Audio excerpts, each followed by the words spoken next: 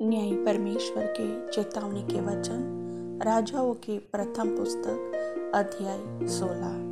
तब बासा के विषय यहोवा का यह वचन हनानी के पुत्र येहू के पास पहुंचा। मैंने तुझको मिट्टी पर से उठाकर अपनी प्रजा इज़राइल का प्रधान किया, परंतु तू यारोबाम की सी चाल चलता और मेरी प्रजा इज़राइल से ऐसे पाप कराता आया है जिनसे वे मुझे क्रोध दिलाते हैं। सुन, मैं बाशा और उसके घराने की पूरी रीति से सफाई कर दूंगा और तेरे घराने को नबात के पुत्र यारोबाम के समान कर दूंगा। बाशा के घर का जो कोई नगर में मर जाए उसको कुत्ते खा डालेंगे, और उसका जो कोई मैदान में मर जाए उसको आकाश के पक्षी खा डालेंगे। बाशा के और सब काम जो उसने किए और उसकी वीरता, यह सब क्या इज़राइल के राजाओं के इतिहास की पुस्तक में नहीं लिखा है? अंत में बाशा मरकर अपने पुरखाओं के संग जा मिला और तिर्सा में उसे मिट्टी दी गई और उसका पुत्र एला उसके स्थान पर राज्य करने लगा। यहोवा का जो वचन हनानी के पुत्र येहू के द्वारा बाशा और उसके घराने के विरुद्ध आया, वह न केवल उन सब बुराइयों के कारण आया जो उसने यारोबाम के घराने के समान होकर यहोवा की दृष्टि में किया था और अपने कामों से उसको क्रोधित किया, वरन इस कारण भी आया कि उसने उसको मार डाला था। यहूदा के राजा आसा के राज्य के 26वें वर्ष में बाशा का पुत्र एला तिर्सा में इज़राइल पर राज्य करने लगा और 2 वर्ष तक राज्य करता रहा। जब वह तिर्सा में अर्शा नामक भंडारी के घर में, जो उसके तिर्सा वाले भवन का प्रधान था, पीकर मतवाला हो गया था, तब उसके जिम्री नामक एक कर्मचारी ने, जो उसके आधे रथों का प्रधान था, राजद्रोह की गोष्ठी की और भीतर जाकर उसको मार डाला और उसके स्थान पर राजा बन गया। यह यहूदा के राजा आसा के राज्य के 27वें वर्ष में हुआ। और जब वह राज्य करने लगा, तब गद्दी पर बैठते ही उसने बाशा के पूरे घराने को मार डाला, वरन उसने न तो उसके कुटुंबियों और न उसके मित्रों में से एक लड़के को भी जीवित छोड़ा। इस रीति यहोवा के उस वचन के अनुसार जो उसने येहू नबी के द्वारा बाशा के विरुद्ध कहा था, जिम्री ने बाशा का समस्त घराना नष्ट कर दिया। इसका कारण बाशा के सब पाप और उसके पुत्र एला के भी पाप थे, जो उन्होंने स्वयं आप करके और इज़राइल से भी करवा के इज़राइल के परमेश्वर यहोवा को व्यर्थ बातों से क्रोध दिलाया था।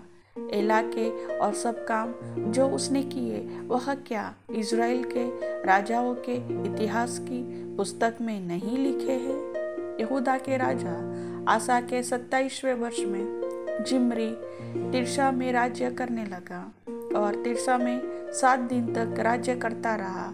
उस समय लोग फलिस्तियों के देश गिब्बतोन के विरुद्ध डेरे किए हुए थे। तो जब उन डेरे लगाए हुए लोगों ने सुना कि जिम्री ने राजद्रोह की गोष्ठी करके राजा को मार डाला है, तो उसी दिन समस्त इज़राइल ने ओम्री नामक प्रधान सेनापति को छावनी में इज़राइल का राजा बनाया। तब ओम्री ने समस्त इज़राइल को संग ले गिब्बतोन को छोड़कर तिर्सा को घेर लिया। जब जिम्री ने देखा कि नगर ले लिया गया है, तब राजभवन के गुम्मट में जाकर राजभवन में आग लगा दी और उसी में स्वयं जल मरा। यह उसके पापों के कारण हुआ, क्योंकि उसने वह किया जो यहोवा की दृष्टि में बुरा था, क्योंकि वह यारोबाम की सी चाल और उसके किए हुए और इज़राइल से करवाए हुए पाप की लीक पर चला। जिम्री के और काम और जो राजद्रोह की गोष्ठी उसने की, यह सब क्या इज़राइल के राजाओं के इतिहास की पुस्तक में नहीं लिखा है? तब इजरायली प्रजा दो भागों में बट गई। प्रजा के आधे लोग तो तिब्नी नामक गिनत के पुत्र को राजा बनाने के लिए उसी के पीछे हो लिए और आधे ओमरी के पीछे हो लिए। अंत में जो लोग ओमरी के पीछे हुए थे वे उन पर प्रबल हुए जो गिनत के पुत्र तिब्नी के पीछे हो लिए थे। इसलिए तिब्नी मारा गया और ओमरी राजा बन गया। यहूदा के राजा आसा के 31वें वर्ष में ओमरी इज़राइल पर राज्य करने लगा और 12 वर्ष तक राज्य करता रहा। उसने 6 वर्ष तो तिर्सा में राज्य किया और उसने शेमेर से शम्रोन पहाड़ को 2 किक्कार चांदी में मोल लेकर उस पर एक नगर बसाया और अपने बसाए हुए नगर का नाम पहाड़ के मालिक शेमेर के नाम पर शम्रोन रखा। ओमरी ने वह किया जो यहोवा की दृष्टि में बुरा था, वरन उन सभी से भी जो उससे पहले थे अधिक बुराई की। वह नबात के पुत्र यारोबाम की सी सब चाल चला और उसके सब पापों के अनुसार जो उसने इज़राइल से करवाए थे, जिसके कारण इज़राइल के परमेश्वर यहोवा को उन्होंने अपने व्यर्थ कामों से क्रोध दिलाया था।